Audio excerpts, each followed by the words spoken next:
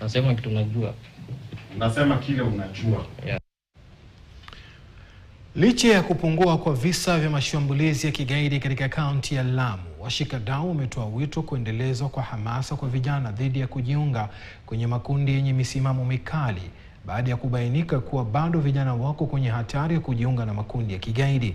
Wakizungumza mjini Mpeketoni wakati wa hafla iliyoandaliwa na kundi la vijana la Lamu, washikadau wamesisitiza kuwa hamasa kwa vijana kutaimarisha mshikamano wa amani na kukomesha itikadi potovu katika jamii. Wadau hao pia wameeleza umuhimu wa nafasi ya akina mama katika kuzuia watoto wao kujiunga na makundi yenye misimamo mikali na itikadi kali.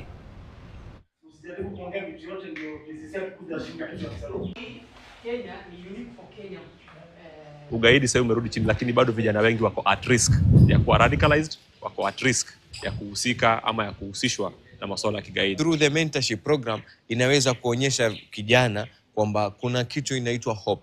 Badala ya kujiunga na ugaidi, unaweza kujishughulisha na kitu fulani na fulani na fulani ili uweze kujiendeleza. Ongelesha wale vijana wetu, watakuwa na akili, watapanuka pia kujua, kujiamini na kujijua kwamba hatustahili kutumika.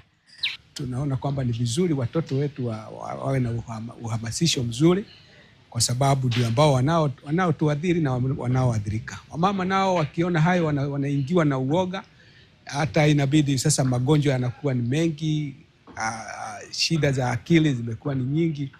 Kwa hivyo tunataka kusema kwamba kukabiliana na jambo hili kabla ya matukio ni bora zaidi kuliko kungojea wakati matukio yametendeka.